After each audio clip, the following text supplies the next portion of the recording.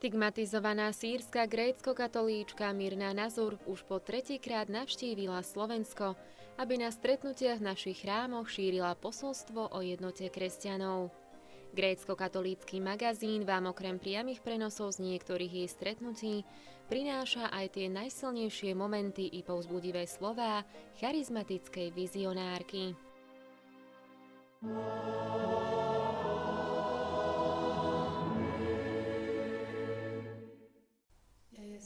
Milovaný Ježišu, daj mi v Tebe spočinúť nad všetky veci, nad všetky stvorenia, nad všetkých Tvojich anielov, nad všetku chválu, nad všetkú radosť a jasot, nad všetku slávu a česť, nad všetky nebeské zástupy, lebo Ty jediný si najvyšší, Ty jediný si všemocný a nadovšetko dobrý. Príď a utíš ma, osloboď ma od mojich pút a daruj mi slobodu, lebo bez Teba moja radosť nie je úplná. Bez Teba je môj stôl prázdny. Boh ma ochraňuje, Ježiš ma osvecuje, Duch Svätý ma oživuje. Nemám sa čoho báť. Otče, pre zásluhy rán Tvojho milovaného Syna spas nás. Otče, pre zásluhy rán Tvojho milovaného Syna spas nás.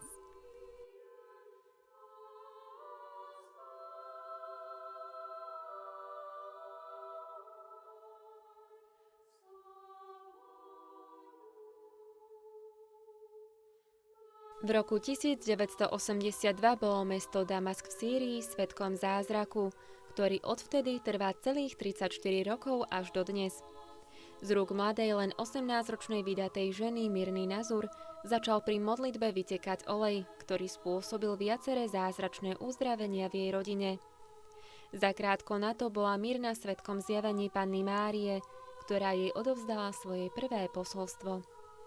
Od tohto dňa až do dnes prežila Mirna 5 takýchto zjavení a spolu 37 extáz, pri ktorých jej z tváre i rúk vyteká uzdravujúci olej.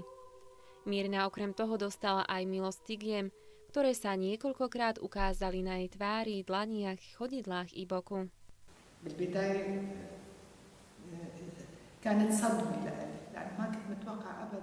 Na začiatku som si kladla otázku, prečo sa to stalo práve mne.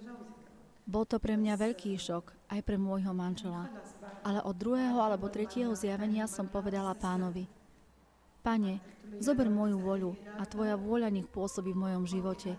A keď je Tvoja vôľa taká, nech ja som Tvoj nástroj.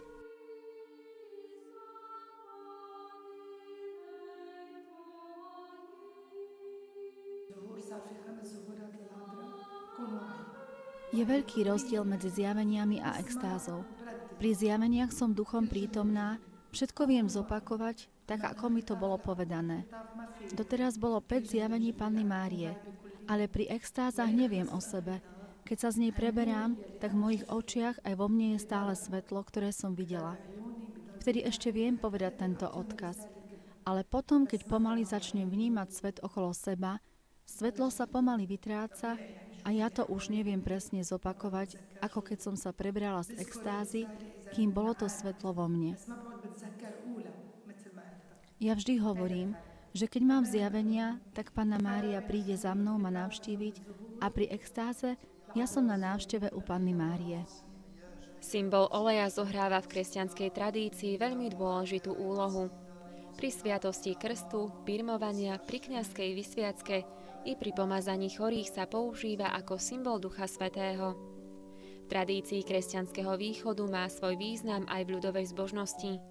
Pri návšteve pútnických miest si veriaci odnášali do svojich domovov olej z lámp, ktoré horeli pred ikonami svätcov. Tento olej sa pokladal za znamenie Božieho požehnania a uzdravenia. Olej je veľká Božia milosť a má veľkú symboliku v cirkvi. A ja vždy hovorím, že Pán nám dal olej na uzdravovanie cirkvi, lebo je ranená a ráňame ju svojim rozdeľovaním. Pán nám posiela olej, aby sme tú ranu pomazali a aby sa zacelila.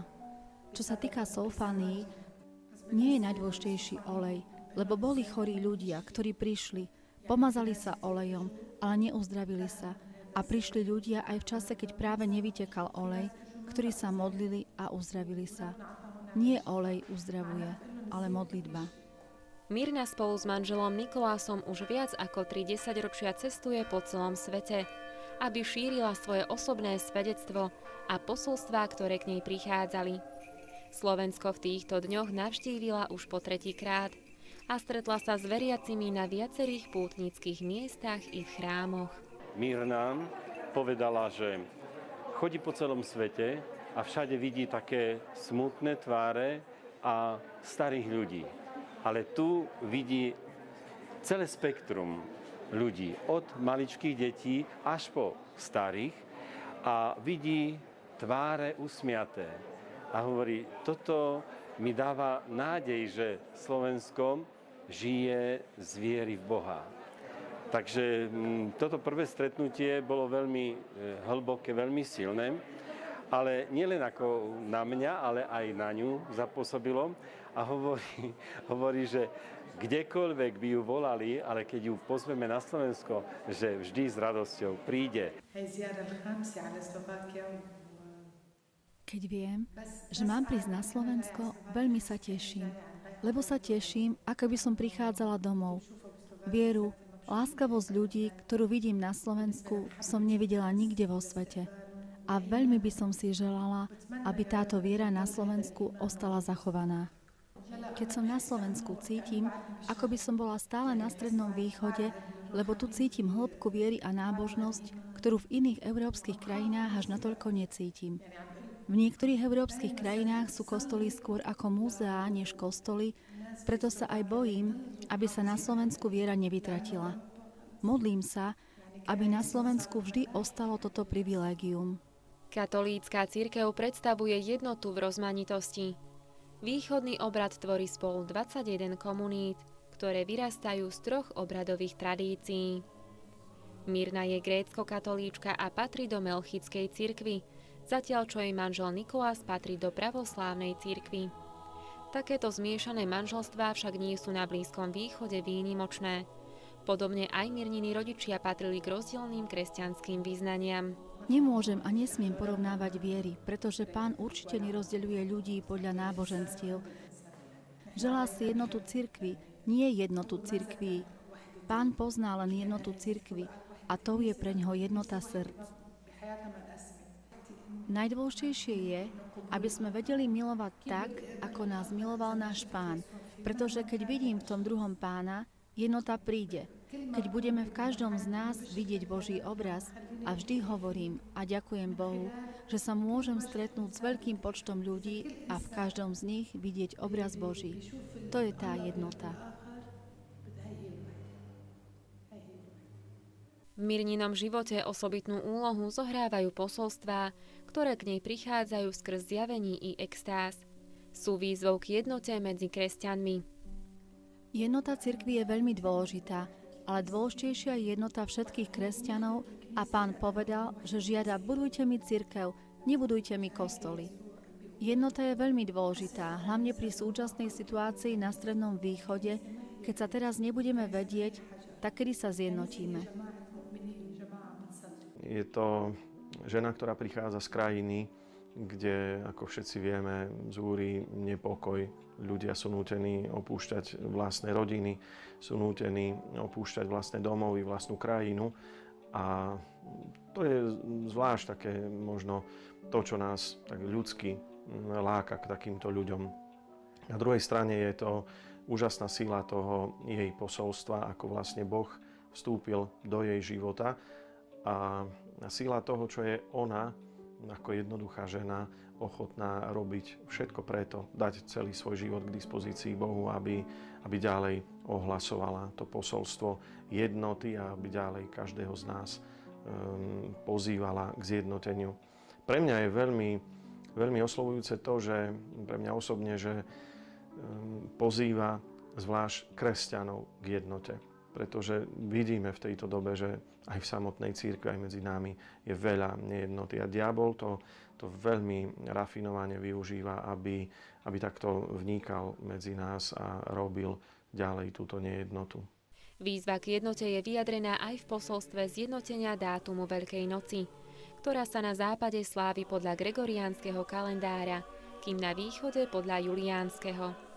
Symbolicky sa počas slávenia veľkonočných sviatkov objavili stigmy a zázračný olej na mírninom tele len na Veľký piatok, keď všetky kresťanské vyznania slávili Veľkú noc v rovnakom dni. Spoločný sviatok Veľká noc je veľmi dôležitá a je to krok, ktorý Pán požehnáva, no nie je to konečný cieľ, čo Pán požaduje. Pán žiada jednotu srdc. Čo nám pomôže, keď zjednotíme Veľkú noc a v srdciach budeme rozdelení? Ale jednotný sviatok je dôležitý v porovnaní aj s inovercami, ako sa dívajú na našu vieru, keď máme rozdelenú Veľkú noc. Prehlbenie duchovného života neubralo nič z jednoduchosti života Mirny a jej manžela Nikolasa. Mirna aj napriek tomu, čo doteraz prežila, vedie obyčajný život manželky a matky. Stará sa o domácnosť a vychováva 2 deti. Veľkým príkladom v rodinnom živote je pre ňu Panna Mária. Mojím posolstvom je ukázať ľuďom, aká je dôležitá rodina, preto si aj Pán vybral rodinu, aby na tomto príklade ukázal, že rodina je základ. Keď má Boh miesto v rodine, tá rodina je zdravá. Keď má Panna Mária miesto v rodine, tak tá rodina je v poriadku, ale keď Boh nemá miesto v rodine, tak tá rodina nie je schopná života. Aj tieto slová a celé Mirnine svedectvo mohli vnímať aj tí, ktorí sa ho priamo nezúčastnili. Vďaka zanietenému a ochotnému tímu tvorcov grécko-katolíckeho magazínu a využitiu ich technických prostriedkov sa podarilo zrealizovať živé online prenosy takmer zo všetkých miest, ktorých mistička Mirna odovzdávala svoje posolstvo. Tento grécko-katolícky magazín pôsobí rok, vyše roka niečo a urobil, myslím si, že už veľa dobrá. A toto je taký, by som povedal, prelomový bod, že cez to priame vysielanie internetové môžeme oslovovať ľudí po celom svete. A sú už odozvy, kde sa hlásia či z Ruska, či z Ameriky, či z Kanady, či z Francúzska, Holandska. A ďakujú za to, že mohli sa zúčastniť napríklad slávnostnej svätej liturgie, že mohli sa zúčastniť aj toho stretnutia s Mírnou. Jednoducho, to sú teda nevydané možnosti dnešnej doby, možnosti techniky, ktorá, keď sa využíva na dobro, tak len skvalitňuje náš život. Čiže vďaka vám, všetkým, ktorí sa pričinujete o to, že táto technika slúži na šírenie evanjelia, na šírenie posolstva lásky, jednoty, porozumenia, na šírenie teda jednoty rodiny, čo je tak dôležité v dnešnej dobe.